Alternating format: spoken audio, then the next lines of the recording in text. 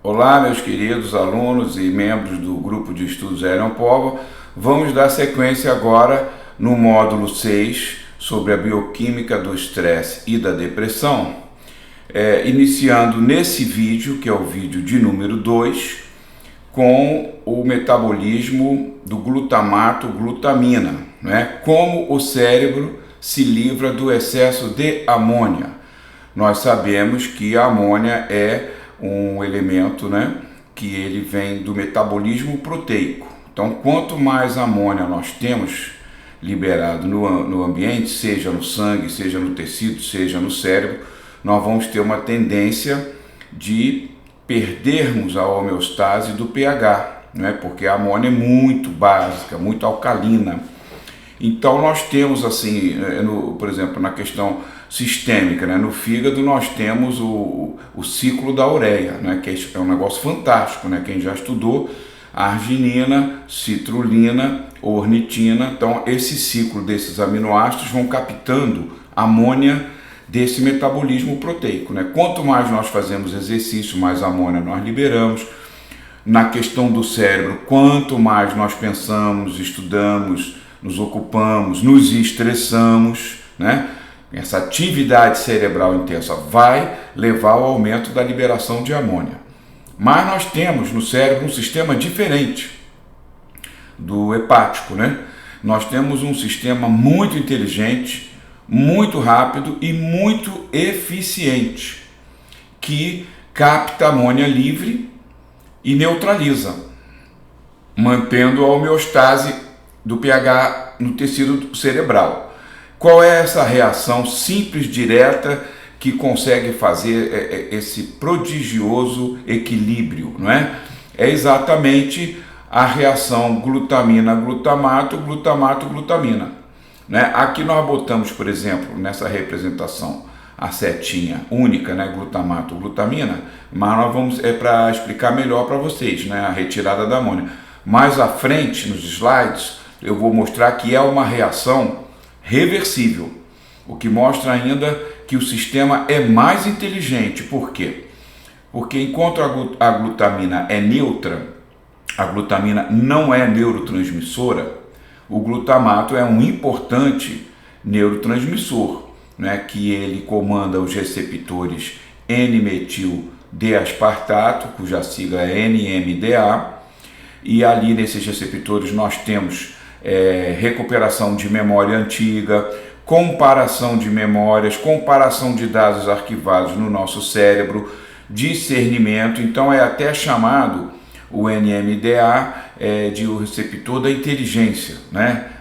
A inteligência mais especializada, né? Que todos, obviamente, todos os animais têm inteligência e muita, viu? A gente está vendo isso à medida que os estudos atravessam as décadas, né, desses últimos séculos. Mas o ser humano realmente tem essa especialização muito grande de comparação, de lembrança, e isso tem muito a ver com o glutamato. Então, por isso que essa reação, na verdade, ela é reversível, porque muitas vezes nós vamos estar precisando de glutamato, e a reserva, então, como glutamina, é capaz de fornecer aporte de glutamato em situações. Normalmente não é isso que acontece. Por quê? Porque nós temos bastante amônia e a reação ela vai transcorrendo realmente para a limpeza da amônia, né? Porque o glutamato, ao se transformar em glutamina, essa amina exatamente é o nitrogênio, não é isso? Então vai captar amônia. Então nos astrócitos esse ciclo é intenso, né? A glutamina, representada aqui por GLN, né? Então aqui embaixo o glutamato, representado por GLU. Então vocês vejam, né? Então o glutamato ele vai captar amônia. Essa amônia que, se ela se acumulasse, e às vezes infelizmente pode ter alguns acúmulos momentâneos, né? Mas coisas de segundos, mas já é suficiente para gerar inflamação. O capítulo da neuroinflamação, principalmente no cérebro, ele seria necessário a gente ter praticamente um módulo, porque hoje vocês vão encontrar na literatura que realmente é a questão de depressão e outros distúrbios também do humor, tá? Não é só depressão não, distúrbios como bipolar, distúrbios mais graves até como esquizofrenia. Esquizofrenia é um pouco mais complexo porque tem componentes já bem identificados, também hereditários, né? Embora também alguns tipos de depressão familiares, né, a gente observa também em membros da família, né? Então realmente mostrando que há defeitos metabólicos, existem realmente, tá? São tantos neurotransmissores importantes para o cérebro funcionar direitinho, né? É serotonina, é GABA, é glutamina, é catecolamina, então obviamente que existem sim defeitos que já foram identificados, inclusive na esquizofrenia, principalmente um metabolismo alterado da adrenalina. A neutralização da adrenalina, que nós vamos mostrar também a seguir, nesse módulo agora, nesse vídeo, né? E realmente os esquizofrênicos já foram identificados metabólicos alterados da adrenalina, na urina, tá? Então isso é uma coisa bem complexa. Mas enfim, voltando aqui, essa questão da inflamação, ela é muito séria. Hoje eu diria a você que tá tudo caminhando nesse sentido aí, as pesquisas, né? Que estão mostrando que essa neuroinflamação, ela está respondendo aí, inclusive até piorando quando existem defeitos metabólicos, né? A inflamação piora. Se não existe, ela também provoca. Então, é uma questão que hoje é muito atual, né? No cérebro, esse estudo da inflamação. Então, a glutamina, né, vai se formando a partir do GLU e vai captando essa amônia. Então, essa reação, esse tipo de metabolismo no cérebro, é muito importante, gente, porque é onde vai ter a condição de evitar o acúmulo de inflamação, né? Só que essa glutamina, ela retorna, né, nas sinapses, ela é enviada do astrócito, né, para as sinapses, e ali ela pode ser revertida em glutamato, da onde vai ter essa importantíssima atividade do glutamato nos receptores NMDA. Curiosamente, né, quando se descobriu esse receptor, os estudos lá de 1940 e poucos, né? Então, eles, nos estudos lá que eles fizeram na época, eles viram que o aspartato, ele se ligava nesse receptor. Aí deram um nome de N-metil-D-aspartato. Porém, o glutamato, à medida que as pesquisas avançaram, né, mostrou que ele é o mais importante agente de ligação nesses receptores. E aquilo que a gente falou para vocês também. Também o aspartato, ele faz parte dessa estrutura, desse peptídeo, né, dessas proteínas, melhor dizendo, que são os receptores. Então, realmente, também por isso o nome. Mas, voltando então, a importância disso para a gente. Gente, isso é que nos faz realmente humanos, tá? A nossa diferença, o salto de inteligência, de criatividade e a capacidade de imaginação, né? Isso está muito ligado a essa transmissão do receptor NMDA, né, que já foi provado isso, né, que vai disparar a capacidade que a gente tem de recuperar memórias que já vivemos, que já armazenamos como conhecimento, comparar com o que nós estamos lidando no momento, tudo isso em frações de segundo, ver se o que a gente vai fazer agora é melhor do que o que nós já fizemos lá atrás, ou se estamos em dúvida, vamos ter também esse período de indecisão, né, que aí é até muitas vezes natural em função das informações que estão sendo analisadas, né? Não aquela indecisão por falta, por exemplo, de dopamina ou noradrenalina, que já é uma outra coisa, né? Uma aguinha aqui para hidratar. Então, realmente, isso aqui é muito importante para a gente. E é curioso que, assim, tipo, funciona bem, mas qualquer mínimo desvio é problema, né? Por que eu estou dizendo isso? Porque se nós tivermos um acúmulo de glutamato e uma hiperestimulação dos receptores NMDA, nós já não vamos ter aí as coisas boas.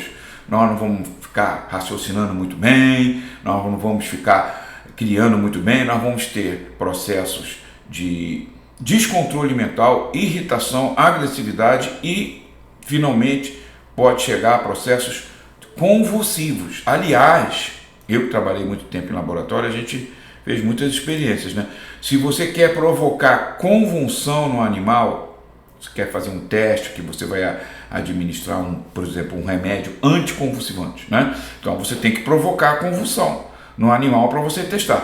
Então, em termos gerais, uma das formas mais rápidas e eficientes de provocar convulsão nos animais é injetar glutamato no cérebro. Você injetou, você pode ter segundos ali, começa a convulsionar. Por quê? Porque é uma carga direta que é administrada no órgão, né, no cérebro no caso, e aquilo ali então há um acúmulo desse glutamato e hiperestimulação do NMDA em níveis assim, né, descontrolados até a convulsão, tá? Modulação GABA-glutamato, é exatamente isso que nós estamos falando, é o fiel da balança e é sintonia muito fina. Por isso que nós temos até a própria reação, aqui, vou mostrar aqui, por exemplo, do glutamato e da glutamina, né? É uma reação reversível também, por um caminho um pouquinho mais longo, tá? O glutamato ele vai rápido para a glutamina, maravilha, porque é neutra. Então aí se tiver havendo algum acúmulo de glutamato, não tem perigo, porque vai transformar em glutamina, a glutamina é neutra, tá? Mas existe uma volta de glutamina para glutamato em situações de necessidade, tudo é feedback, né? A química toda, a bioquímica do organismo funciona, hormonal, tudo feedback, e quando está funcionando bem, né, minha gente? Então, essa volta da glutamina, ela é um pouquinho mais complexa, então é mais rápido daqui para cá, e um pouquinho mais lento daqui para cá. Então, isso tudo, eu achei esse artigo aqui, esse capítulo desse livro espetacular. Quem puder comprar e tudo, né? Um pouquinho caro, parece que está $300 o e-book, né? Mas vale a pena, hein? É o Handbook of Neurochemistry and Molecular Neurobiology. Sensacional. Quem quiser ficar fera no metabolismo cerebral, manda ver. Quem não tiver tanto tempo, vamos aqui no nosso cursinho, porque meu papel qual é? Facilitar para vocês, né? Estudo esses negócios todos, minha cabeça dá às vezes nó, e vou destrinchando e vou tentando colocar para vocês. Graças a Deus tem dado certo. Então, nesse capítulo aqui, achei muito interessante, né? Até o textozinho, vou ler uma parte, né?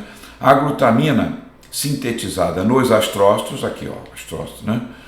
É a precursora mais significativa dos neurotransmissores, excitatório e inibitório, ou seja, glutamato excitatório, GABA calmantezinho. É perfeito isso, esse metabolismo realmente, até vou voltar aqui para frente. Isso aqui é perfeito, porque você tem o excitatório, inteligência, agitação, um pouquinho, criatividade, não pode ser demais, por causa da convulsão. Tudo é bem controlado. E quando você está demais aqui também, ele corre para onde? Para GABA, que acalma tudo. Só que tem um detalhe importante. Glutamato e glutamina, eles ficam indo e voltando. GABA não. Quando o glutamato vai para GABA, ele não retorna mais. Gente, olha a inteligência desse esquema. Porque se foi de glutamato para GABA, é porque está demais aqui. Está excitado, está agitado, então vai para GABA e não volta, filho. Vai acalmando, vai tranquilizando. Então isso é muito legal. Eu acho isso aqui me emociona. Eu fico maravilhado com isso aqui. Inteligência de quem bolou isso tudo tem que ser, né, gente? Tudo aleatório. Não acredito, desculpa aí, mas não acredito. Cada um com a sua opinião. Então, aqui voltando, glutamato e o GABA. Todos vêm da glutamina. Glutamina é neutra, fica ali guardadinha no cérebro, calminha, tá? Então, o glutamato, quando é liberado, né, ele vai ser absorvido pelos astrócitos, né? Ali também ele volta para a glutamina, ou pode ir para o ciclo de Krebs, nosso ciclo do ácido cítrico. Ainda temos mais essa opção espetacular com o glutamato, se ele se acumular, né? Para evitar o excesso, o organismo, o cérebro ainda utiliza ele como parte de energia. Sempre lembrando, o cérebro só utiliza energia do carboidrato, né? Então nós temos a base de tudo a glicose, não é isso? E o ácido para entrar no ciclo de Krebs. Então, se o ácido glutâmico, principalmente o glutamato, através do cetoglutarato, ele também entra no ciclo de Krebs, ele é energia limpa também. No caso, para o cérebro, não pode vir nem da gordura, nem de outras fontes assim de aminoácidos, como BCAA, tá? Então, essa glutamina, ela está sendo o fiel da balança sempre, né? E a glutamina, por exemplo, transferida para esses neurônios glutamatérgicos, ali sim, ela vai ser basicamente transformada no transmissor, né? No astrócito, que é uma célula de apoio, né? Vamos falar a verdade, o astrócito é uma célula de suporte ao cérebro, é uma célula de suporte aos neurônios, tudo mais. Então ali fica havendo esse joguinho, glutamato, glutamina e tal. Mais glutamina porque é neutra.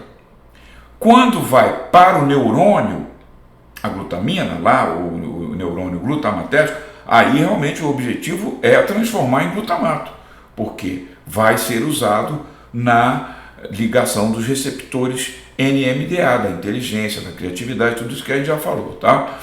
O GABA, quando ele é formado também da glutamina, ele também ele pode ser captado, né, para ser uma reserva acumulada, né? Nós temos uma pequena reserva, né? Essa recaptação é muito importante. Então, excessozinho de GABA que fique que a gente realmente, vamos falar a verdade, não tem, tá? Praticamente a gente luta sempre, o excesso está aqui na base do glutamato, tá? Mas também temos essa possibilidade, por ser tão importante o GABA, nós temos a sua recaptação. Quando os níveis não são suficientes para manter esse equilíbrio, né, de excitação e sedação, né? Glutamato excitação e GABA sedação. Então, quando pode estar faltando assim GABA e tudo mais, que esse depósito já foi esgotado dos astrócitos, por exemplo, aí sim nós vamos para uma síntese de novo. Sempre friso, de novo, termo criado por professor Paulo da Silva Lacaze, tá? Da UFRJ, emérito professor que foi do Instituto de Bioquímica, cientista dos mais importantes, já disse aqui, quase ele chegou junto com Krebs na definição do ciclo de Krebs, e o professor Paulo Lacaze nos Estados Unidos apresentando lá os seus trabalhos sobre a síntese de novo da glicose, né, que é a gliconeogênese. Eles pensavam que era again, ele falou, não é again, não conseguiram a tradução, então ficou o de novo, quer dizer, uma nova síntese, não é novamente, é uma formação de uma molécula a partir de novos substratos.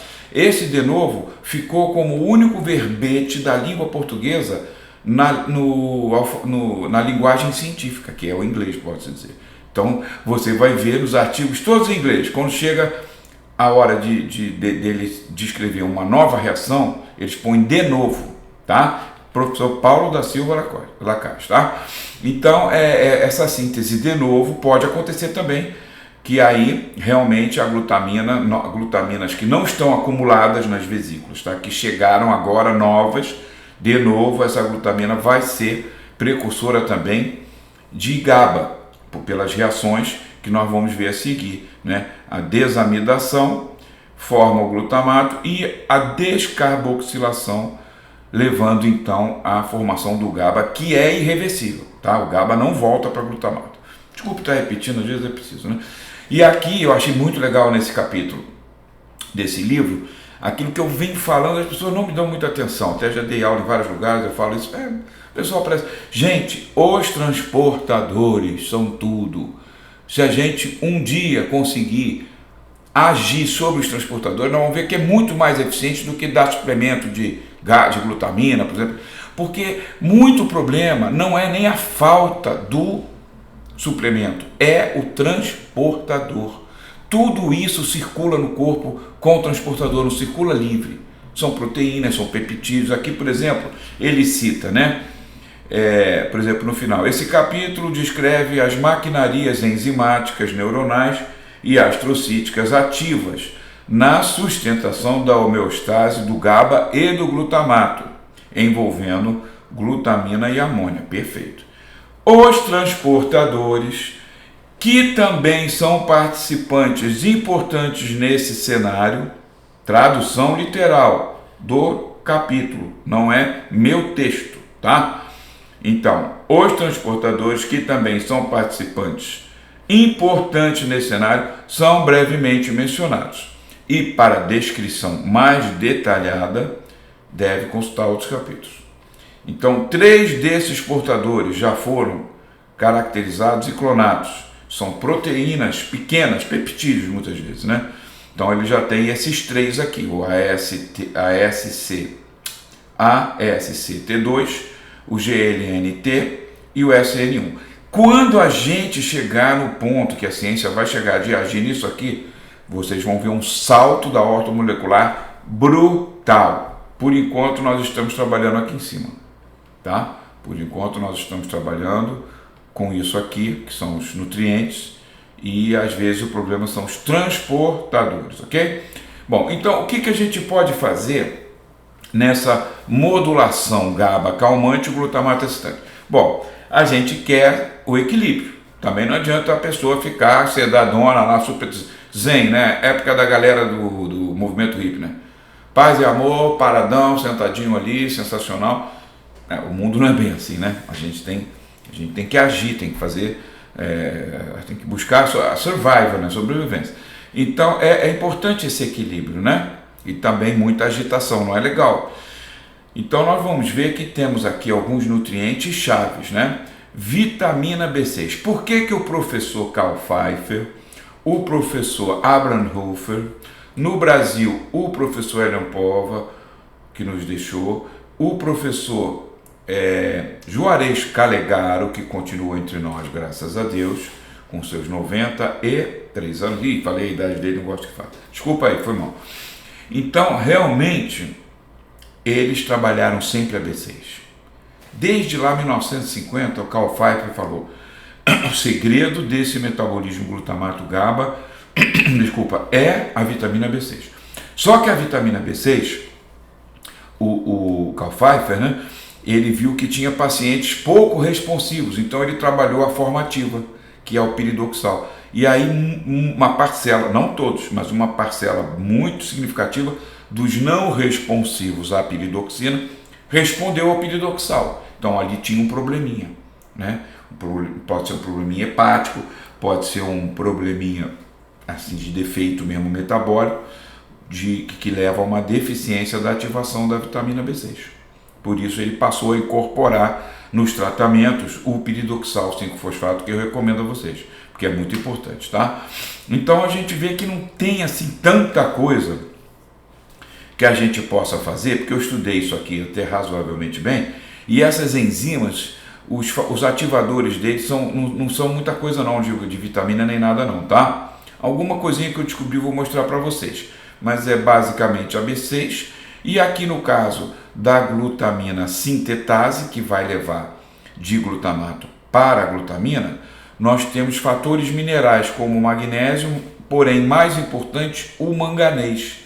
Então nós poderíamos realmente pensar em B6 na forma comum, no piridoxal ativado, no manganês e no magnésio. Agora, querem a minha opinião? O que é mais eficiente para a gente poder equilibrar bem isso é até uma coisa muito simples. Tira isso aqui. Tira glutamato de sódio, ou conhecido monoglutamato de sódio, ou conhecido, né, MSG, tempero japonês, tá em biscoitinho de criança, tá em snacks, tá nos temperinhos, esses temperinhos em pó e tudo mais, tá encharcado de monoglutamato de sódio. Isso aqui é um problema. Ah, mas o monoglutamato é um tóxico? Não, ele não é um tóxico. Ah, ele é um neurotóxico? Não chega a ser um neurotóxico. Ele é um competidor. O que acontece? O glutamato se transforma em glutamina, nós estamos vendo aqui, de uma forma bastante eficiente e simples. Porém, o glutamato, se tiver ligado no sódio, que é um sal estável, essa reação já não acontece. Ele vai ter que perder o sódio através de uma hidrólise para ele chegar a glutamato comum e poder vir para a glutamina. Então, isso pode gerar acúmulo. Ah, mas é uma coisa absurda? Não, não é uma coisa absurda, senão está ali todo mundo morto, né? Que a pessoa come esses biscoitos aí, criança, então, coitadinho. Mas se você analisar, a criança que está comendo muito desses pacotinhos, ela, se você perceber, ela é mais agitada, né? Nós temos aí uma, entre aspas, dieta, porque de dieta não tem nada porque é porcaria, né?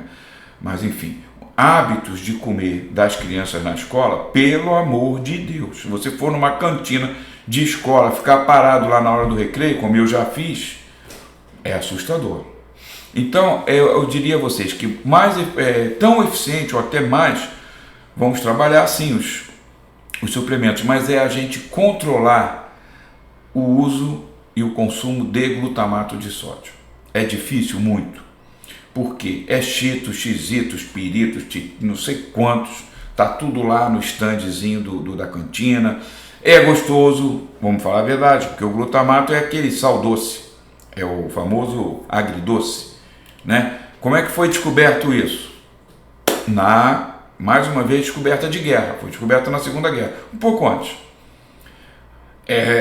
Pelo japonês, para colocar na ração do soldado, aquelas latas, na guerra, né, que ficasse mais gostoso para o soldado. Foi um cientista, um químico japonês que inventou isso. E isso pegou depois da guerra de uma maneira que isso entrou assim, de uma forma, não sei nem dizer a extensão disso hoje, né? Sei que é tudo que é biscoito, tempero, até coisa que a gente às vezes não pensa, pode estar com o glutamato de sódio, né? Então isso aqui, como fazer isso? Educação, informação, conversar com os pacientes, mostrar essa importância. Muitas vezes nós não temos a paciência, às vezes, de detalhar um pouquinho. Lógico que o paciente sendo, por exemplo, muitas vezes leigo, não sendo da área de saúde, pode ter um pouquinho mais de dificuldade, mas a gente consegue uma maneira mais assim eficiente de falar, olha só, tira isso daí do teu filho, isso aí no cérebro vai acumular uma coisinha que vai dar problema de agitação, tá direto aí na criançada, gente, TDAH, e olha o que eles comem. Aí vai dizer que não tem importância? Lógico que tem. Lógico que tem importância. Vamos trabalhar uma campanhazinha de redução ou exclusão do glutamato, tá? Então a nossa modulação GABA-glutamato, nós podemos fazer piridoxina, piridoxal, sempre a dupla. Já falei o porquê, não vou repetir. Vou repetir sim, por causa da ativação, que tem pessoas que estão com esse problema, tá? Treonato de magnésio e manganês. Isso aqui vai ajudar, vai. Mas não esquece de tirar o glutamato, tá? Vamos falar agora da taurina, que também tem uma ação muito importante nessa questão aí de metabolismo glutamato, GABA, porque a taurina vai favorecer o lado da calma, que é o lado do GABA. O lado do glutamato é o lado do estressezinho, da excitação, tipo, né, da inteligência e tudo, mas o excesso, né, é para agitação, né? Então a taurina vai trabalhar o lado da calma, ela vai trabalhar o GABA. Como que ela vai trabalhar o GABA? Ela vai sintetizar GABA? Não. Ela vai estimular a síntese do GABA? Não foi demonstrado isso. O que ela faz afinal? Ela favorece a ligação do GABA nos seus receptores.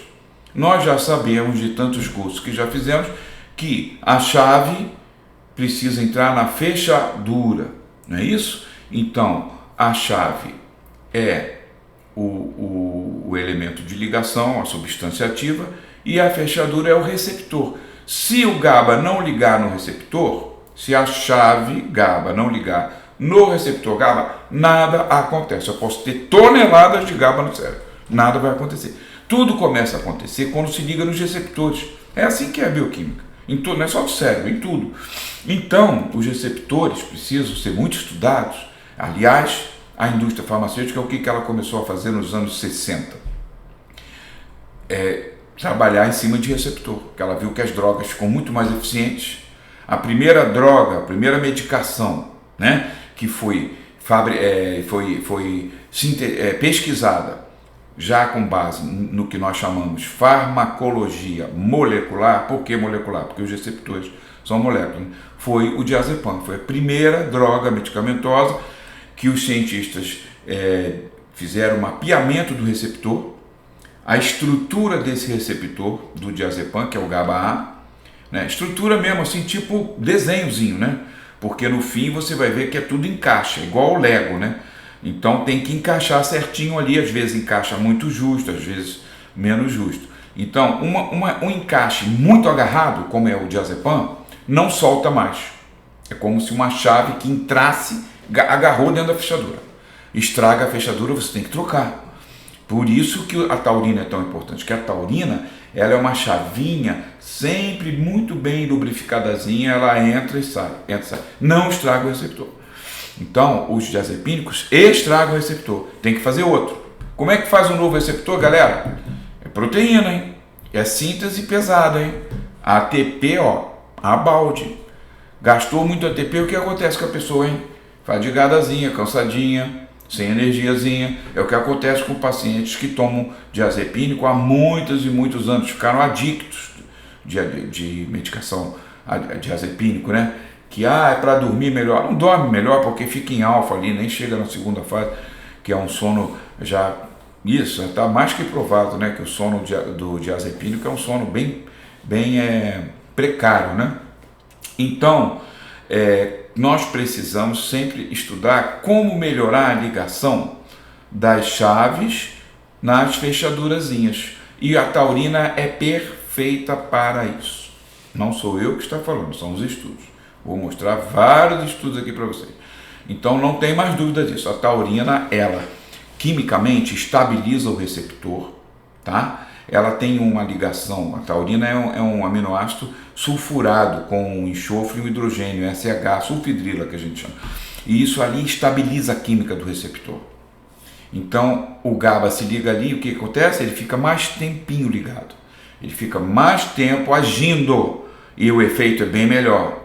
E aí de repente o que acontece? Agiu, a taurina solta. Deixa a fechadura intacta. Não vai gerar nenhum daqueles problemas do diazepínico. Ah, mas o diazepínico é muito mais forte. É muito mais forte, óbvio. O negócio liga nem solta, pô. Agora, olha os efeitos colaterais, né? Então vamos trabalhar os naturais, os agonistas que não vão destruir o receptor, né? Então você veja que a taurina ela vai atuar no receptor GABA-A sinático, no receptor GABA-A extracinático, no receptor GABA-B. O receptor GABA-B está sendo desvendado aos poucos, nós já estamos vendo que tem muita coisa aqui de compulsão também, né? Pessoa compulsiva, até para drogas, tá? Que também já se sabia alguma coisa do A, mas a gente está vendo que o B tem muita importância para isso. E ainda temos um terceiro receptor, que esse precisa ser muito mais estudado, gente, que é o GABA-C. Olha como é complexo todo esse mecanismo de receptores, né? Então, a taurina demonstra ser um agonista importante para os receptores de GABA. Aumenta a eficiência e o tempo de ligação. Número 1, esse aqui. O que é basicamente o receptor? Qualquer receptor, tá? O NMDA, no caso, ele vai ser do cálcio, né? Portal que a gente chama, né? Portal do cálcio. O receptor GABA é portal de cloro. O que é portal? Portal que abre e fecha. Abre e fecha. Então deixa passar cloro para lá, deixa passar cloro para cá. Aqui dentro é a célula, aqui dentro é fora da célula. E regula isso. Não pode ter cloro demais, nem cloro de menos. Como também não pode ter cálcio demais, nem cálcio de menos, magnésio e por aí vai. Não é isso? Então os portais são para isso. Os receptores funcionam assim e os agonistas, normalmente, eles atuam de uma forma tanto fechando como abrindo. No caso da taurina, aqui em cima, por exemplo, quando ela promove efluxo é saída, tá? Quando sai cloro da célula para fora, ocorre uma despolarização. Tudo é química, tá? Mas o que reflete isso na pessoa, no comportamento da pessoa, esse cloro saindo um pouco mais da célula? Ele vai ser ansiolítico, tá? Isso aqui, traduzindo toda essa química para o nosso comportamento, isso aqui vai fazer com que a gente fique mais tranquilo, menos excitado e menos agitado, tá? E aqui também, quando nós vamos ver o reverso, né? Quando a taurina ela está ajudando a abrir o portal, né? Porque aqui ela abriu de dentro para fora e agora ela vai abrir de fora para dentro. Ou seja, aí nós temos influxo, cálcio entrando um pouquinho mais para dentro da célula, dá uma hiperpolarização. Esse efeito normalmente é um efeito de rebote, mas pode ser obtido também terapeuticamente. Qual vai ser esse efeito? Já vai ser analgésico, aqui ele não vai ser ansiolítico, quando vai entrando um pouquinho mais de cloro, e você vai ver que a taurina tem um pouquinho sim de efeito analgésico, suave, efeito analgésico suave, tá? Desculpa. Aqui vamos mostrar alguns artigos para a gente dizer que não estamos falando loucura para vocês, né? De vez em quando a gente tem que mostrar. Essas traduções, elas são praticamente literais dos abstracts, tá? Mas as referências estão sempre aqui para vocês consultarem esses artigos integrais, tá? Taurina é um beta-aminoácido, acrescento eu, sulforato, presente em elevadas concentrações em diferentes áreas do sistema nervoso central. Então já vemos logo de cara aqui, esse estudo recente de 2019, que ele já fala o que já se sabia, mas reforça que está muito abundante. A taurina, volto a dizer, ela é formada no corpo, né? Nós podemos formar taurina a partir da cisteína, né? Então a gente sempre vê como a cisteína é estratégica, né? A cisteína vai formar as enzimas antioxidantes, superóxido de mutase, glutatião peroxidase, né? Peroxirredoxina. Então vocês vejam a importância, né? Então, quer dizer, a taurina é um agonista dos receptores GABA. Isso aqui é tradução literal. Então, quer dizer, os autores não estão falando isso, eles descobriram. Isso já é consolidado, né? Então, é um agonista GABA, sim senhor. Então, essa afinidade vai ser importante, né? E eles já têm visto aqui problemas relacionados com a expressão dos receptores, porque tem a questão do transportador e às vezes também o problema pode ser receptor, a pessoa não está formando receptor suficiente. Receptor é proteína. Tem algum problema de síntese proteica? Tem alguma enzima faltando para fabricar o receptor? Pode ser. E aí não adianta a gente dar só o GABA, que não tem receptor. Tem chave e não tem fechadura, né? Então ele diz isso aqui, que tem sido detectado sim problemas, doenças, né, patologias, com problema na expressão dos receptores GABA. Até convulsões, né, depressão, tendência à adicção de drogas como álcool e outras. Então isso é muito importante.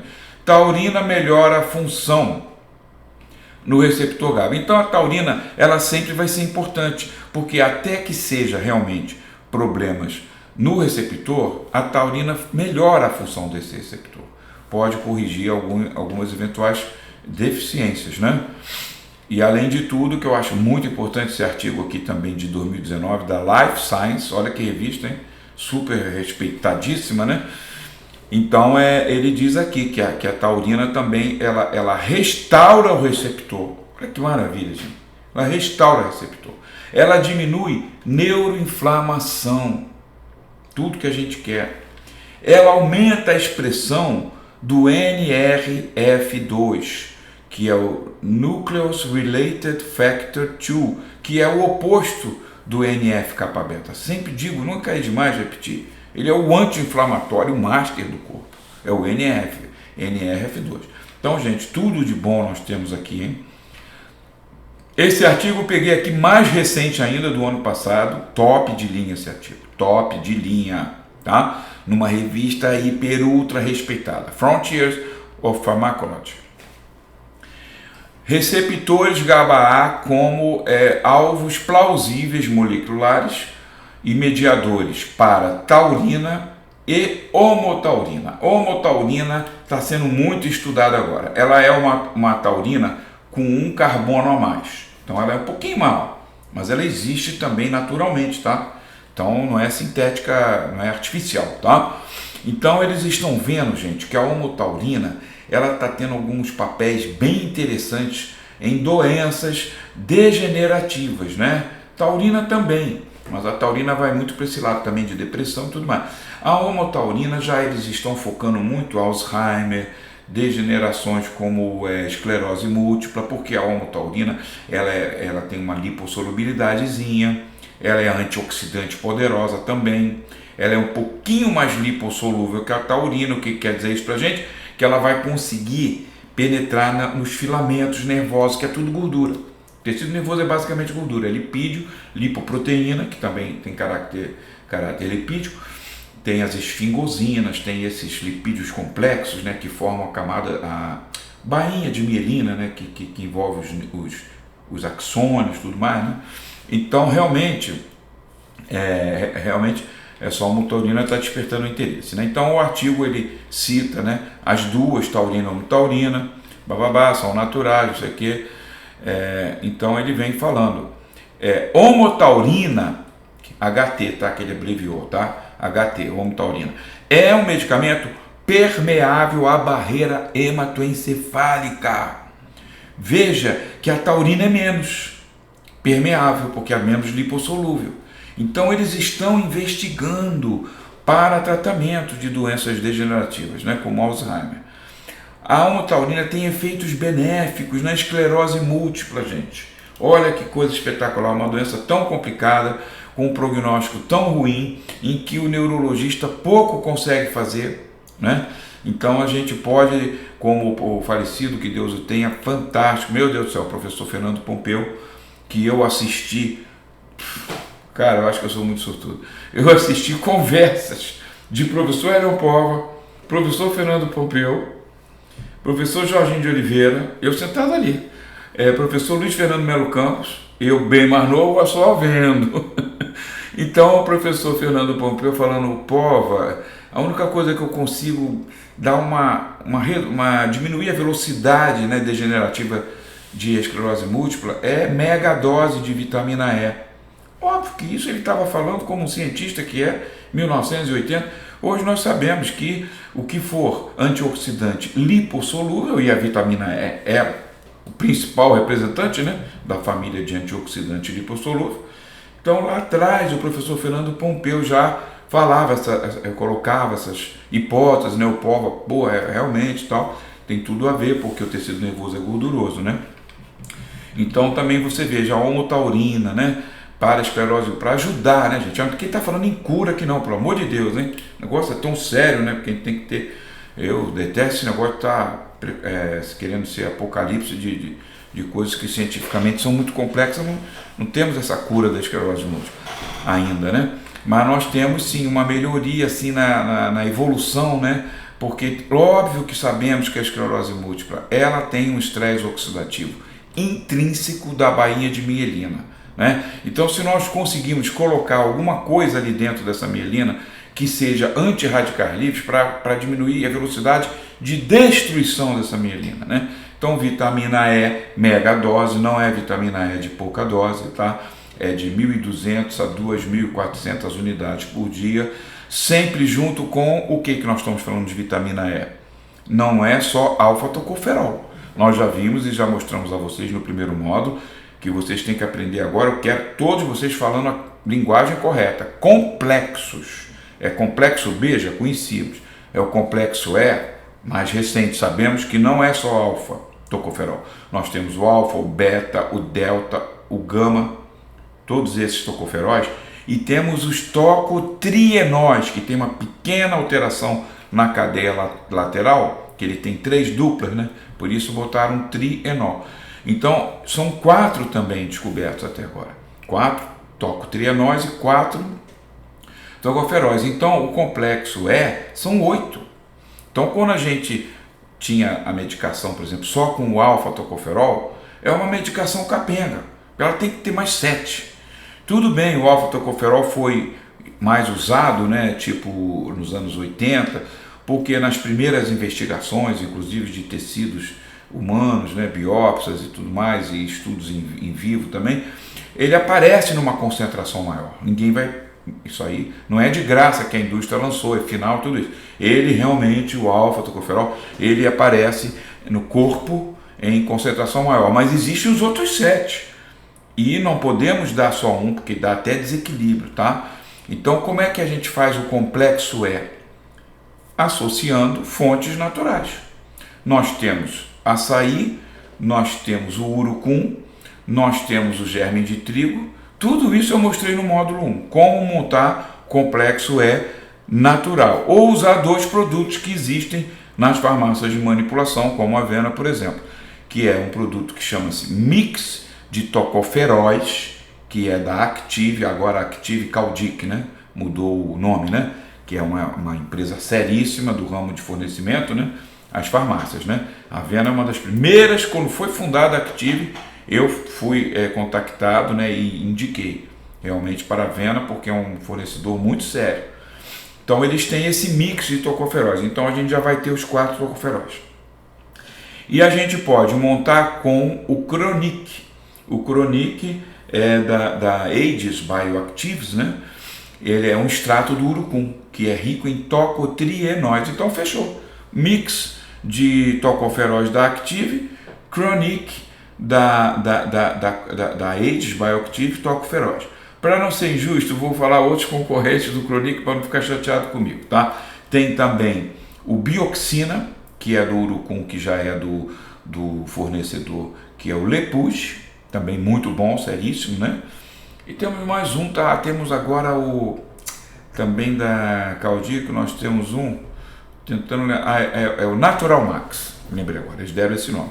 Então, também tocotrienóis. Então, nós temos o mix de tocoferóis e temos 3 opções para o mix de tocotrienóis: Chronic, Bioxina ou o Natural Max.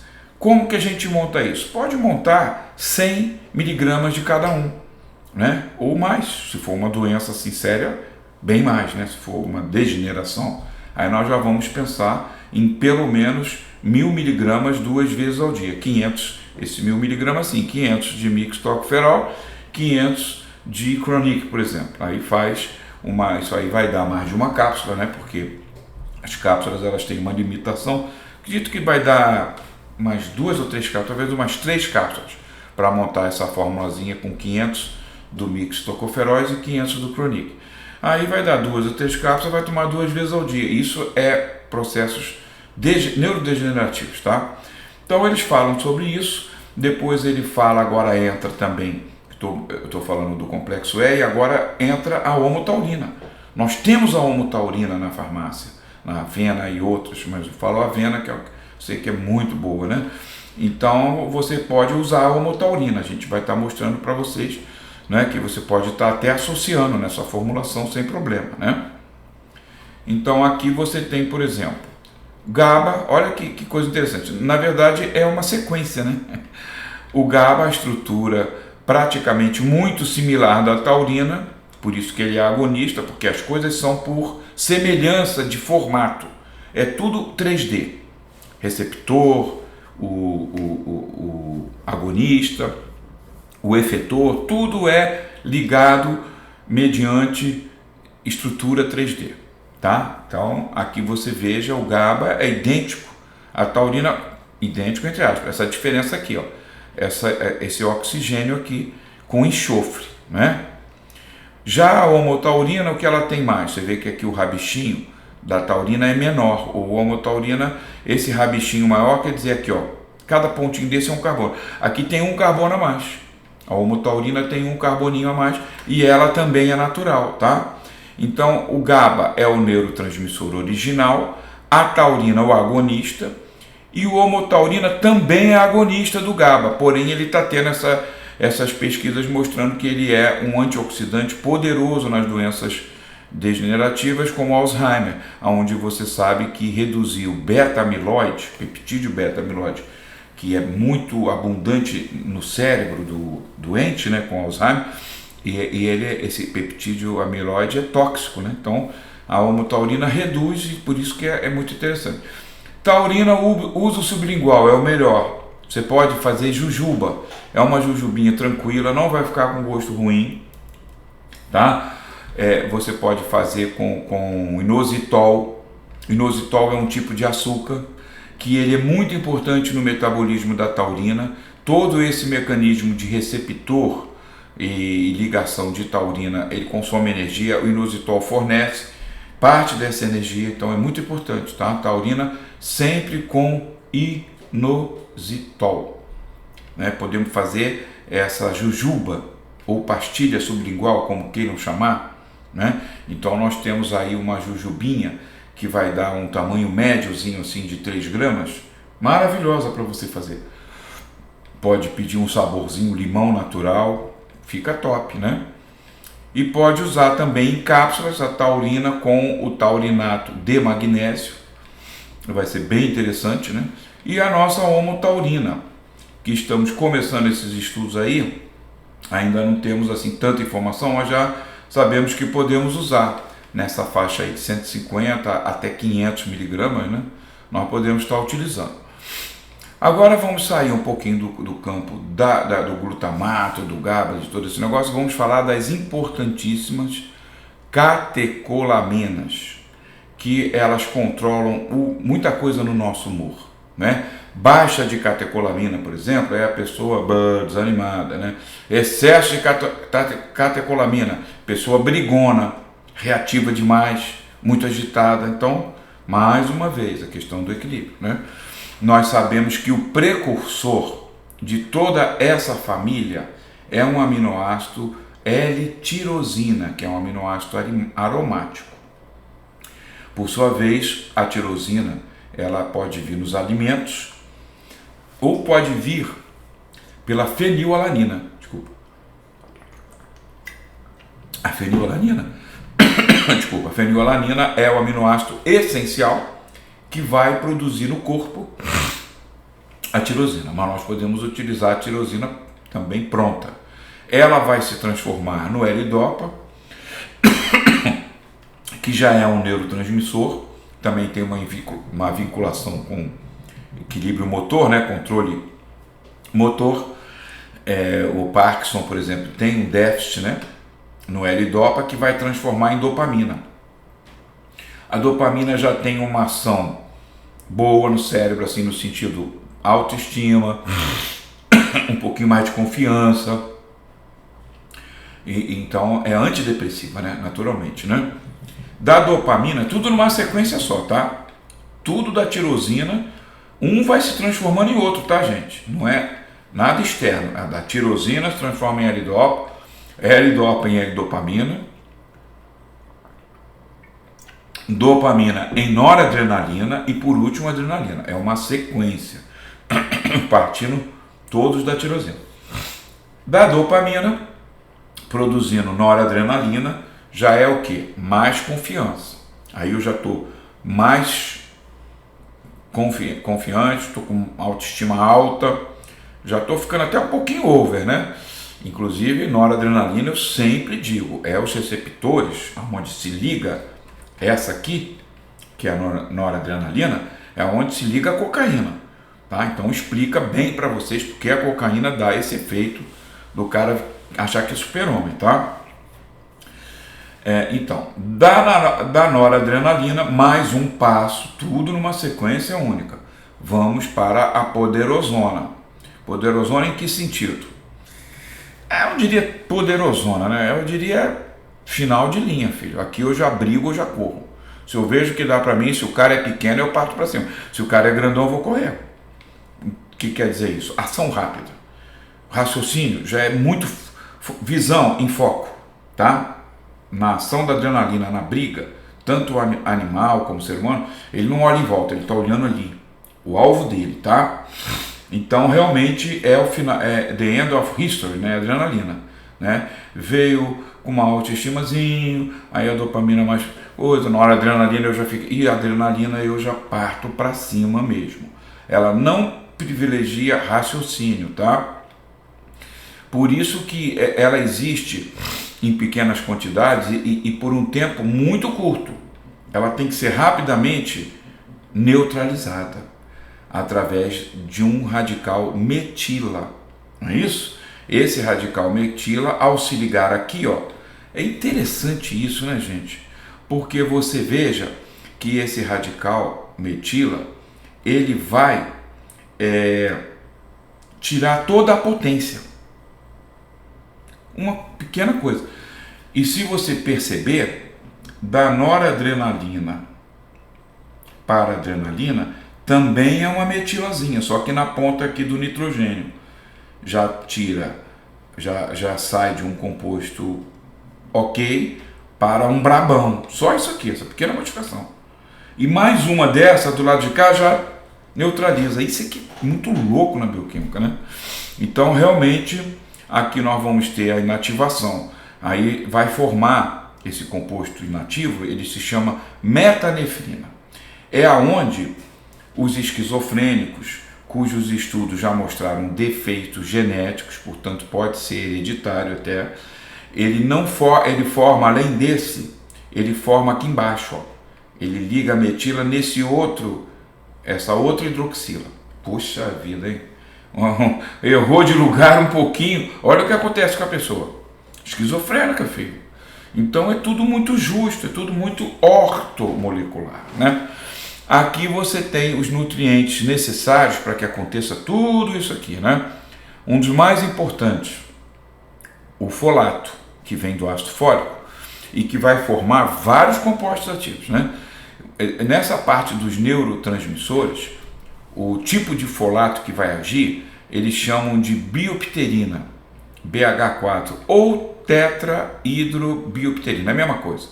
É um dos mais importantes, tá? Que a gente vai formar no organismo a partir do folato.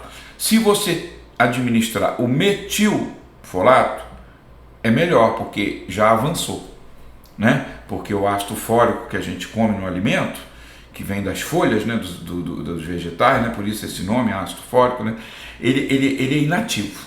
Ele vai passar por processos até chegar ao metilfolato, né? Então, se a gente dá o metilfolato, a gente já ganha uma estrada nisso aí.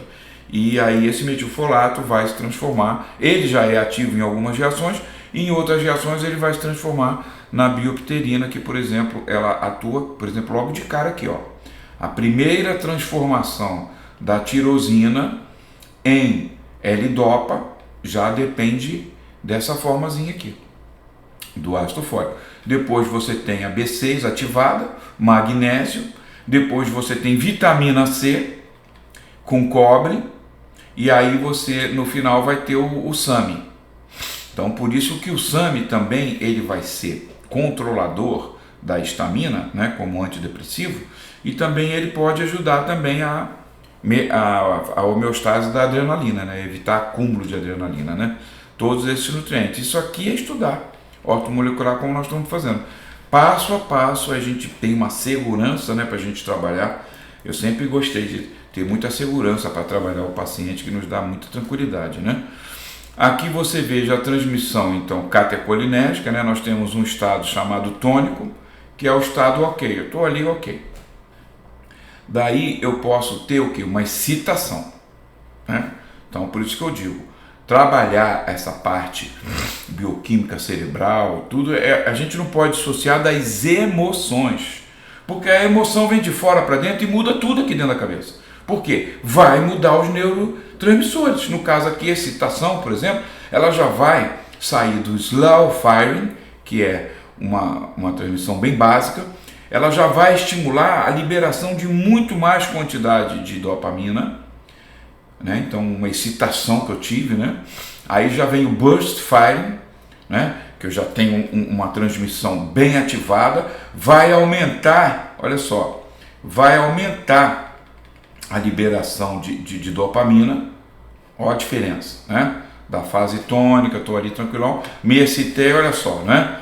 Então isso aí é a chamada estado de fase, phasic, e aqui tonic, né? O glutamato pode interferir, né? O glutamato pode interferir se ele estiver desequilibrado em excesso, porque ele vai fazer o quê? Ele vai fazer um escape de dopamina, em vez dela descer para atender, por exemplo, esse estado de excitação, ele vai perder, entendeu? Então é importante a gente sempre lembrar disso. Então a atividade dos transportadores também, se estiver desregulada, vai perder, se deixar sair muito, né, do neurônio na sinapse, né, aumentar essa perda aqui de dopamina que está sendo fabricada nessa vesícula, né? A depressão de dopamina, tá? Ela pode levar a uma depressão de noradrenalina. Porque é uma sequência, né? Eu preciso disso para sintetizar isso. Eu preciso de dopamina para fazer noradrenalina. Então, se eu tiver depressão por algum desses motivos, eu vou ter depressão também lá na frente por falta de autoestima, por falta de uma série de coisas, né? Então, você veja, por exemplo, isso aqui, ó. Se eu tenho realmente glutamato descontrolado e eu tenho algum problema com o transportador, e olha aqui, ó, tá sumindo, tá diminuindo a disponibilidade de dopamina. Diminuiu, eu vou ter menos aqui embaixo também. E aí eu vou ter menos lá na frente noradrenalina, tá? Então vamos continuar. Da dopamina, então eu faço a noradrenalina. Tá aqui, dopamina, através de uma enzima específica, dopamina beta-hidroxilase. Aqui vai vitamina C, tá? Ascorbato e cobre, só para lembrar. Então, daqui nós formamos a nossa norepinefrina, onde temos o efeito natural da gente, mas que artificial as pessoas às vezes usam, cocaína, que é exatamente vai agir aqui, tá? Bom, dessa norepinefrina é a mesma coisa, tá? São sinônimos, né? Porque artigos em inglês tem muito nome epinefrina, ao invés de adrenalina. É a escolha de cada um, né? Porque o primeiro nome foi epinefrina, lá nos anos 40, e depois mudaram o nome, que eu posso fazer, né? Então, a norepinefrina, que é a mesma coisa que noradrenalina, ela é sintetizada, né? A partir da dopamina, e por sua vez a epinefrina, que é a mesma coisa que noradrenalina, vai ser transformada. Aqui nós temos o maior estímulo para isso: ameaça, medos, coisas que nos colocam em risco.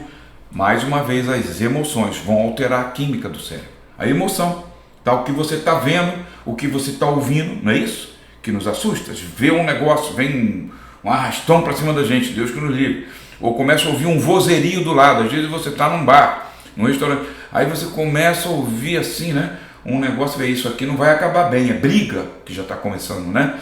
Então você está recebendo os estímulos visuais, auditivos, olfativos. Você está no lugar, começa a ter uma fumaça, meu Deus do céu, está pegando fogo em algum lugar. Então, quer dizer, todos os nossos sentidos estão carregando emoções que vão alterar tudo isso aqui, né? E é alterado porque é necessário, né? Então, se eu realmente estou com medo, né, porque eu estou sentindo cheiro de fumaça, eu tenho que sair fora, cara. Tem que correr. Muitas vezes eu vou pular um negócio que eu nem pularia, um espaço, um degrau, sei lá o quê, para me livrar daquilo, porque a adrenalina, cara, ela faz você fazer coisas incríveis, né? A musculatura fica muito mais poderosa naqueles momentos. Um cara com raiva, ele é mais forte, pode ver isso. E você consegue dar saltos, né? Você vê, por exemplo, na perseguição, né, de um predador, um tigre, um leão, a um animal, né? Então, esse animal pode ser, por exemplo, um veado, né? Então ele dá saltos assim absurdos, que eles já dão saltos mesmo, né? Tem o impala, um tipo de veado, tem a impala, tem tantos, né? Ele está tranquilo ali correndo, se vem um bicho, ele dá cada salto dele pode dar assim, sei lá, cara, 4 metros, 5, eu acho que já estava vendo na National Geographic até 10 metros, entendeu? Quando ele está com adrenalina, quando ele está com a epinefrina, filho. Sem a epinefrina ele não dá esse salto não, hein? Então é necessário para a gente. O que não é necessário é viver sob o controle de adrenalina. Aí não é, para a nossa saúde é péssimo. Isso aqui aconteceu, você teve um susto, você pulou de um prédio até alto às vezes, né? Você pulou, se salvou de um incêndio, você se salvou, sei lá, de uma briga, ocorreu. Tudo bem, mas é aquilo ali, não é para ficar sempre aquele adrenérgico na tua mente. E é o que está acontecendo com as pessoas, e eu vou mostrar a vocês a parte oxidativa da adrenalina lá na frente. Daqui a pouquinho eu vou chegar a esses slides para vocês. Então, a questão é a gente entender que tudo tem que estar equilibrado, né? Então, nós estamos aqui nesse momento falando dos níveis baixos de noradrenalina, de dopamina, esses dois aqui basicamente, que vão levar à depressão. Está comprovado. Não é, eu acho, não. A indústria farmacêutica descobriu tudo isso, né? Por que ela trabalhou os inibidores da MAO? Quem inventou isso? A indústria, suas pesquisas, descobriu os receptores, né? Então eles viram que essa enzima monoamino-oxidase é que degrada basicamente as catecolaminas. Então foram descoberto que realmente precisamos das catecolaminas para melhorar as depressões. Aqui está uma forma natural, totalmente. Tirosina, N-acetiltirosina. Por que, professor, um pouco de acetiltirosina? Acetil é um transportador, gente. Acetil coenzima A, transportadora. Acetilcarnitina, transportadora. Então, o acetil, ele é um pequeno transporte, e aí ele protege a tirosina. Vai chegar lá nos locais necessários, né, que vai chegar mais intacta, né, do que se nós realmente fizermos só tirosina. Eu aconselho associar tirosina, acetiltirosina, o cobre quelado, o magnésio, o ascorbate de magnésio. Aqui você tem uma suplementação completa para melhorar as catecolaminas. Posso falar para você que funciona? Funciona. Eu cansei de ver, cara. Cansei de ver. Eu não vou ficar citando nome aqui de médicos toda hora, porque às vezes não gosto. Mas, por exemplo, vou citar um que é meu amigo e não se importa, o Dr. Paulo Roberto Silveira. Meu Deus do céu, a quantidade de pacientes que ele melhorou com isso, né? Ele é psiquiatra, ele é neurologista e é neurocirurgião. Professor Paulo Roberto Silveira. O que esse médico já melhorou pessoas com essa formulação aqui, eu não sei nem dizer, porque, né, isso já vai para mais de 20 anos que eu trabalho assessorando, né, nessa área ortomolecular. Então eu estou falando dos anos 90, comecei com ele e com outros, e o resultado é muito bom. Agora, como que o resultado vai ser bom? Se a depressão for hipocatecolinérgica, como nós vimos no vídeo inicial desse módulo. Nós temos depressão que é por baixa serotonina. Se for só por baixa serotonina, essa fórmula não vai agir.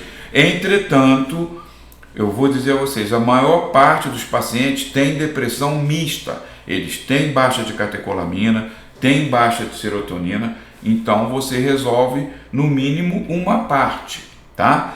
Mas se a predominância não for catecolinérgica, essa fórmula não vai resolver tanto. Aí você vai ter que entrar com as fórmulas para aumentar serotonina.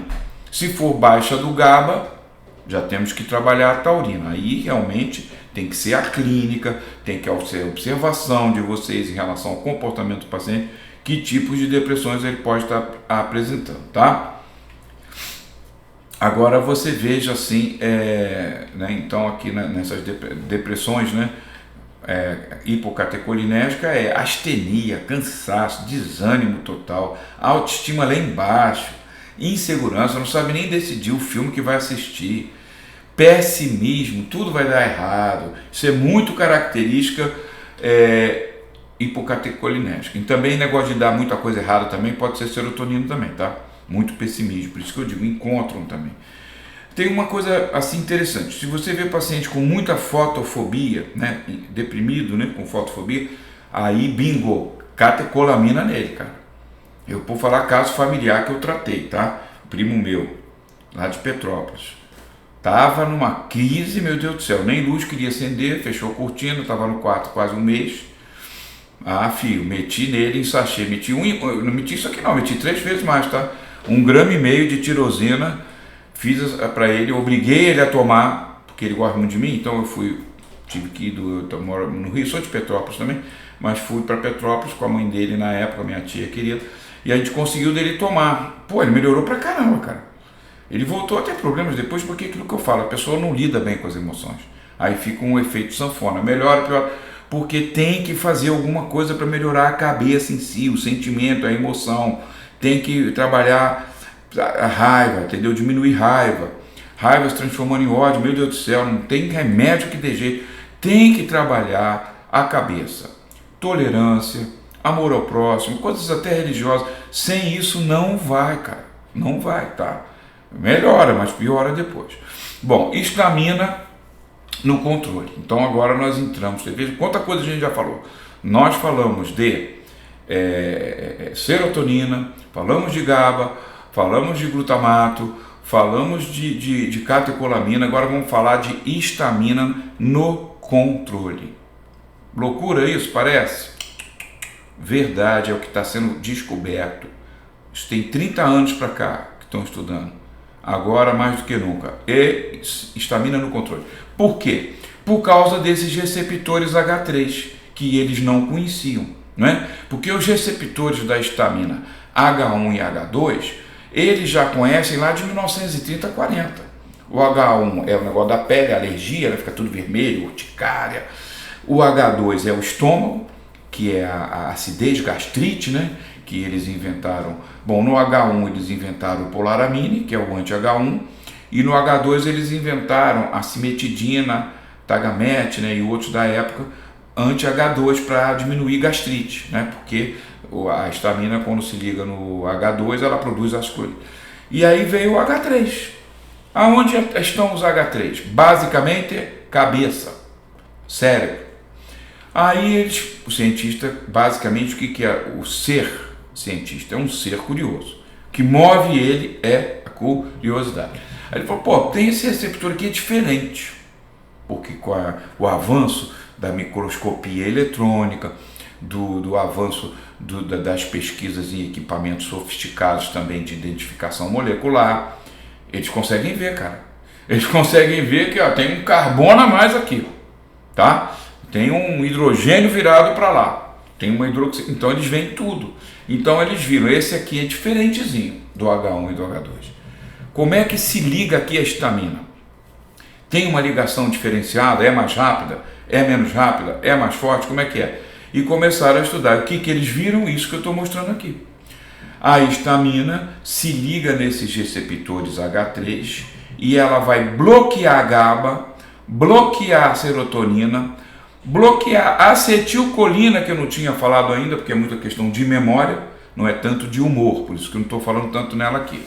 Mas eu vou falar depois na questão de memória, que eu vou dar um módulo para vocês, que é o módulo da glicação e envelhecimento, que envolve degenerativas e envolve memória. Então ele bloqueia tudo isso e ainda de quebra catecolamina, norepinefrina e dopamina. Ou seja, se nós tivermos histamina demais no cérebro e tivermos também expressão elevada do receptor H3, nós vamos ser deprimidos, filho. Porque a gente vai estar totalmente deficiente, cara. Então, daí vieram os estudos, né? Mostrando pra gente que a gente controlar a histamina no cérebro é muito importante. Pode ser que seja até mais importante do que da GABA, serotonina, noradrenalina. Pode ser. É isso, nós estamos ainda nesse avanço das pesquisas. Aqui eu trouxe esse estudo para vocês de 2008. Receptores da histamina controlam liberação de acetilcolina, dopamina e noradrenalina no cérebro. Tá bom? O que mais? Ah, ele não citou o GABA, realmente, mas já tem outros estudos aqui que citam o GABA também foi incluído no caldeirão. Perfeito?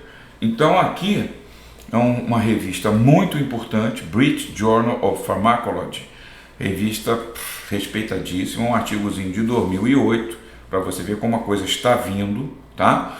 Então ele diz, os receptores H3, descritos em 83, eles ficaram 20 e tantos anos com isso no colo. Pô, descobrimos esse receptor aqui. Até que começou a ser pensado, pô, isso aqui é no cérebro, cara. Tá? Então, de lá para cá, nós vamos ter essas pesquisas. Então, o bloqueio, tá? Que está dito nesse artigo, tá? Literal, hein? O bloqueio dos receptores H3, tá? Ele aumenta a liberação de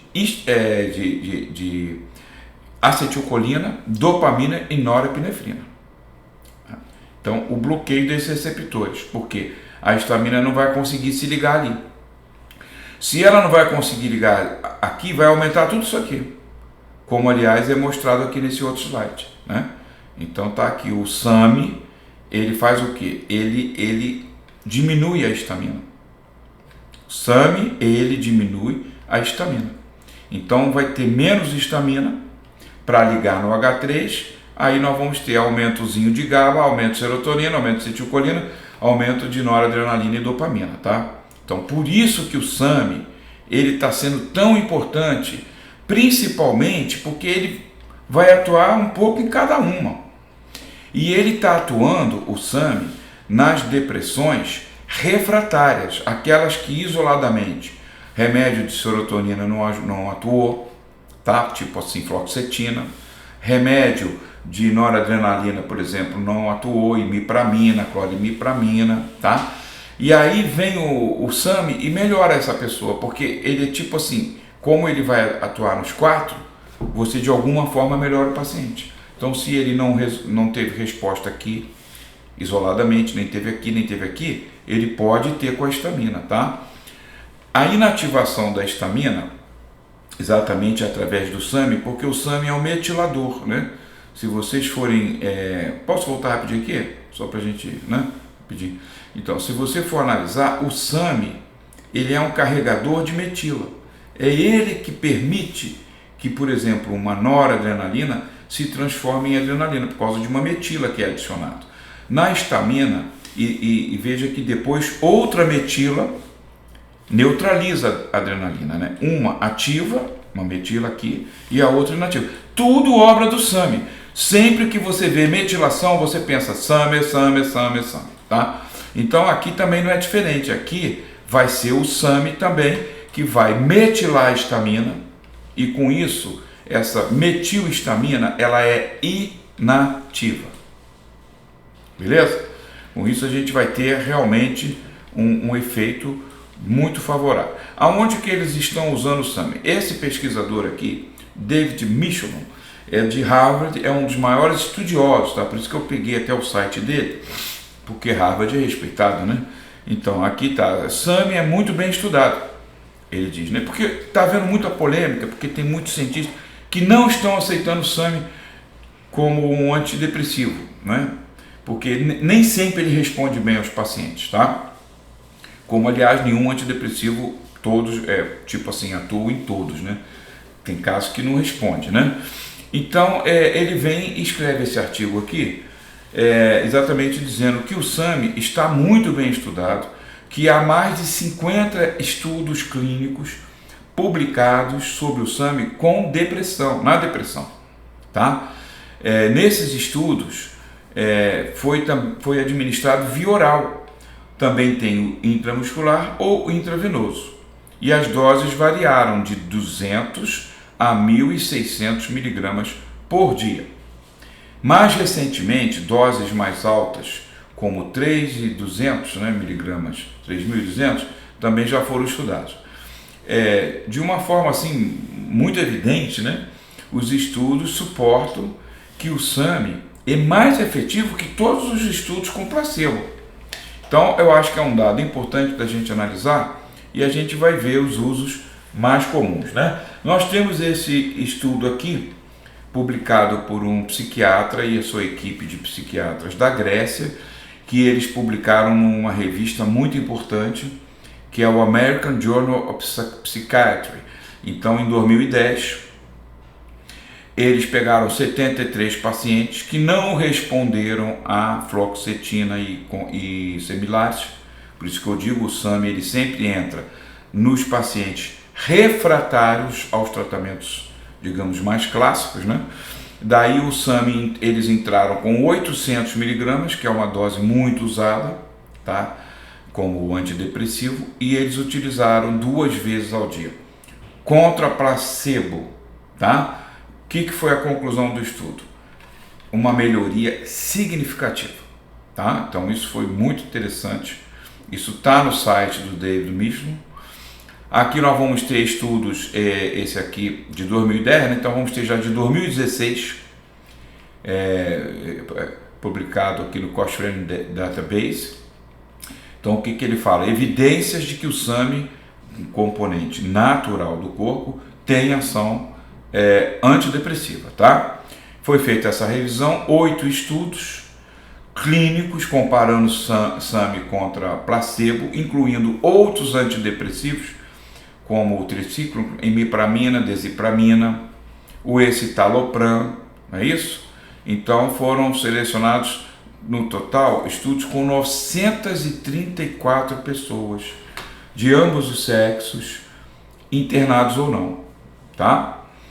Houve evidência ligeira em termos dos sintomas depressivos com o SAMe em relação aos tricíclicos, né? Ele até bateu basicamente como os tricíclicos. Então você tem um produto com tanto efeito colateral, que é o tricíclico, e você tem resultados, né, com uma ligeira evidência superior até do SAMe em relação aos nossos produtos, como por exemplo, ele finalizou essa relação com o escitalopram, não é isso? Então seria praticamente a mesma coisa usar o SAMe com o escitalopram. A revisão do SAMe nos distúrbios psiquiátricos é favorável. Outro artigo de um jornal especializado em psiquiatria, 2017. Então foi feita essa revisão, né? Foram 174 estudos, né? Então, nesta revisão, o tratamento do SAMe foi promissor na depressão maior, hein? Tá? Agora, limitado como única opção para esse tratamento de depressão maior, que a gente sabe que é muito grave. Então precisa haver também outros componentes que podem ajudar a melhorar, né? Mas realmente ele teve evidências que sugerem melhorias dos sintomas, inclusive de perda cognitiva, que é muito relatado em vários tipos de depressão, inclusive em pacientes que fizeram o uso de drogas psicóticas, né? Então a gente vê que nós temos aí ainda muito para descobrir sobre o SAMe, mas estamos vendo que o interesse é grande. Aqui nós temos, por exemplo, na depressão major, que é aquela grave, super grave, né? Esse estudo de 2018, também revista especializada, com 234 voluntários, né? Então, o SAMe de 800 miligramas, ele foi significantemente melhor que placebo. Eles usaram a escala de Hamilton, que avalia o grau da depressão, né? E realmente foi assim bastante favorável e seguro o uso, sendo que houve uma diferença interessante nos segmentos, né? Na primeira fase, as respostas foram mais evidenciadas do que na segunda fase do tratamento, porque a gente sabe o quão complexo é esse metabolismo cerebral com todos esses componentes envolvidos, né? Então, essa flutuação, por vezes, ela pode até ser explicada por, novamente, emoções, sentimentos que estão provocando reações nessas pessoas depressivas, que muitas vezes são muito mais sensíveis, né? Essa meta-análise aqui do SAMe de 2024, tá?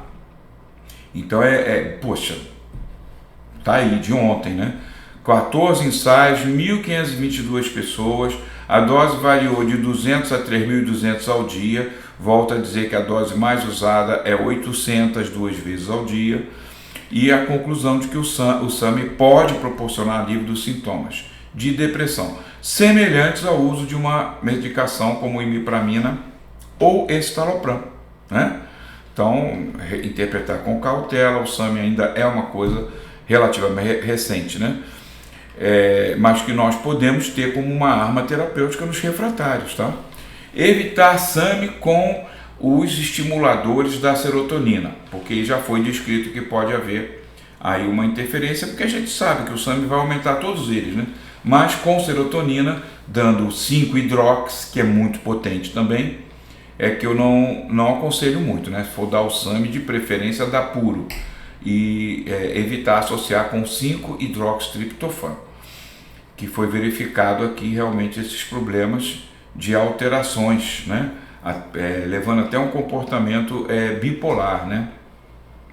Que pode ocorrer uma hipomania, né? Que tem até 4 dias de duração, e o humor elevado, né? Mas não chega a ser uma mania, né? E esses probleminhas aqui, né? A autoestima inflada, mas não é delirante, né? é fácil distração e perda de foco, porque a pessoa está agitada, né? Então é uma hipomania, mas que já se detecta, né? Tratamento com o SAMI requer atenção, isso é muito importante, isso é um detalhe bem interessante. Por quê? Porque a formação do próprio SAMI, o uso do SAMI naturalmente, o corpo produz SAMI, tá? O SAMI é um elemento, tá aqui, ó, isso aqui é livro de bioquímica, tá? A formação da cisteína a partir da metionina, isso é capítulo de metabolismo de aminoácidos em qualquer livro de bioquímica da faculdade, tá? Então o que acontece? Você com o SAMI, você aumenta a homocisteína. Então é preciso cuidar da homocisteína, sempre. Não é só porque eu estou falando disso aqui. Homocisteína é um parâmetro hoje que precisa ser muito bem controlado, tá? Está aparecendo cada vez mais aumentada nas populações, principalmente populações que comem muito alimento condimentado, muita fast food, tá? Isso está aumentando a homocisteína das pessoas. Então vai precisar fazer sempre uma monitoração nesses pacientes com SAMI, independente até de depressivo ou não, né? A gente sempre tem que estar controlando a homocisteína. Se estiver alta, temos que abaixar.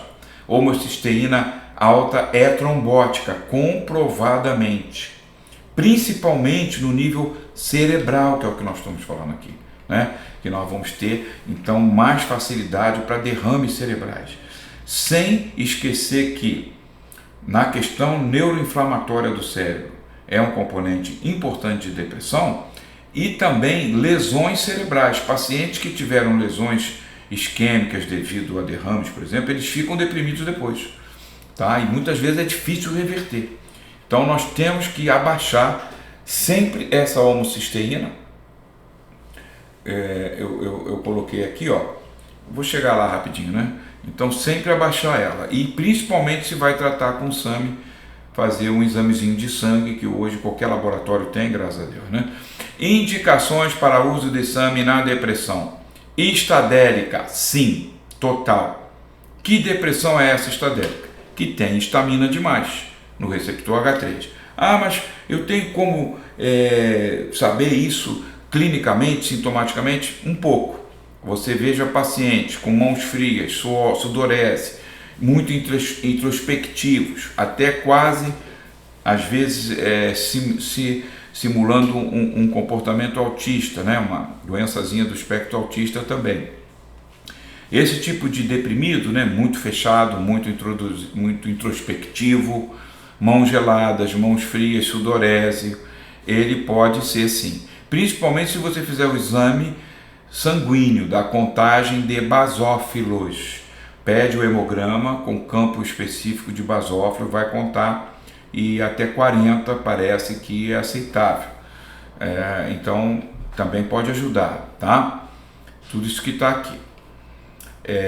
Outra indicação do SAMI: paciente refratário, já tomou inibidor de recaptação de serotonina, já tomou tricíclico, já tomou medicação para GABA e nada resolveu, é a hora dele, né? É a hora do SAMI, doses diárias de 400 a 1.600, a mais usada 800 duas vezes, que é essa aqui, né? Então, cuidado com a sinergia com 5-hidroxitriptofano, já falamos aqui, né? Que aí pode gerar uma hipomaniazinha, alguma coisa desse tipo, a gente já acabou de falar. SAMI no tratamento da depressão: 400 pode ser usado, ou 800. A mais usada é 800 duas vezes ao dia, tá? Pode dar um pouquinho de betaína base, que ela vai ajudar aqui, tá? Betaína vai ajudar aqui, ó, a evitar um acúmulo de homocisteína, tá? Então você também pode dar uma betaína base, não é hidrocloreto não, tá, gente? Cloridrato de betaína não, é betaína base. Tem que escrever assim, porque a outra vai ser completamente diferente, ela vai atuar no estômago. A cloridrato, ela vai aumentar a acidez, pessoas que estão com déficit de digestão, esses negócios, aí a gente usa o cloridrato. Então é muito importante esses detalhes da prescrição. Betaína base. Suporte para o tratamento longo com SAMI, para evitar o quê? Aumento de homocisteína. O que a gente vai dar? Metilfolato, metilcobalamina, riboflavina, que é B2, e piridoxal fosfato, que é B6. Isso aqui 1 miligrama, 20 e 20. Isso aqui você faz uma jujubinha sublingual deliciosa, pode botar o saborzinho ali de limão, de laranja, que são os naturais, né? Temos também o Ocean Blue. Eu adoro o Ocean Blue, é um saborzinho de algas, mas assim, muito gostoso, tá? E é natural também. E tem os artificiais ainda não estão liberados, os naturais de morango. Nas farmácias o Embrafarma que fornece, né? E outros, né? Eles estão desenvolvendo os naturais morango, natural framboesa, né? Mas também são disponíveis, né? Morango, framboesa. Vai ser muito importante isso aqui. Colocar embaixo da língua, deixar dissolver o mais lentamente possível. Evitar mastigar, para ter o efeito melhor, tá? E aqui, para fechar esse vídeo, lembrar que nós temos outra forma de controlar a estamina. Não é só com o nosso poderoso SAMe, não. Nós temos uma alternativazinha chamada modulação da estamina através da enzima histidina descarboxilase. O que quer dizer isso? Aqui eu estou atuando na fabricação de estamina endógena, na síntese, tá? O SAMe não, o SAMe ele atua na estamina já pronta. Aquela estamina, volto aqui, desculpa aí, aquela estamina já fabricada, prontinha, aí o SAMe vai atuar. Já esse aqui não, antes de formar a histamina. Antes de formar a histamina eu tenho o quê? A histidina, aminoácido até hoje em dia considerado essencial. Então a histidina no corpo, ela vai ser transformada em histamina por essa enzima HDC. Então essa outra proposta de tratamento, ela atua antes da formação da histamina. Ah, professor, posso usar os dois? O SAMe e esse pode usar. Se for um caso bem marcante, pode usar. Ou se tiver com dificuldade de resposta ao SAMe, pode associar o tratamento. Qual é esse tratamento? Produtos naturais que vão inibir a ação da HDC. Ao inibir a ação da HDC, eu vou ter um controle e uma reduçãozinha na formação da histamina. Só tem que ter cuidado para não exagerar, porque nós precisamos de histamina também, né? Já falei da importância da histamina no controle da pressão. Ela participa também na pressão arterial. Ela é fundamental para fazer a digestão de complexos antígeno-anticorpos, que nós formamos toda hora com qualquer virosezinha aí, né? Então o anticorpo, quando se liga no antígeno do vírus, por exemplo, fica imenso, era um trem grande já. Juntou os dois, formou-se um mega trem dentro do sangue, cara. Então o que é o anafilático? É esse monte de complexo antígeno-anticorpo que leva ao choque dentro dos vasos sanguíneos, a pessoa morre, né? Então nós precisamos de histamina também, não vamos exagerar. Mas assim, esses naturais são tranquilinhos, né? Perigoso é abusar de polaramine também, né? Mas aqui você tem o Rose Hips, tranquilo, que é a rosa canina, né? Rosa do deserto, né? Nós temos o alcaçuz, nós temos a rhodiola, são produtos que vão modular isso aqui de uma forma não agressiva e vai nos ajudar bastante, então, no tratamento com o SAMe, se nós entrarmos com, por exemplo, o chá verde também, né? Se nós utilizarmos o Rose Hips, o pomegranate, que é a romã, extrato da romã, o chá verde, o alcaçuz, que formulazinha maravilhosa que vocês usam, vai ajudar a modular isso aqui sem exageros, vai ajudar a ação do SAMe também, né? E vai ser realmente uma opção para a gente melhorar a eficiência e fazer esse tratamento assim de pacientes nesse nívelzinho de depressão que não está respondendo às outras alternativas. Vou parar aqui agora esse vídeo, ficou até um pouquinho longo, porque agora eu vou entrar, minha gente, no próximo vídeo, não perca. Hans Selye, a bioquímica do estresse, como isso influencia não só em depressão, como na nossa performance mental. Como o estresse contínuo leva a gente lá para baixo, a gente fica menos criativo, a gente fica menos inteligente, vamos falar a palavra certa, tá? Então, na próxima, eu começo daqui desse slide, ok? E eu agradeço a atenção de vocês e espero contar com vocês no próximo vídeo, ok? Até lá!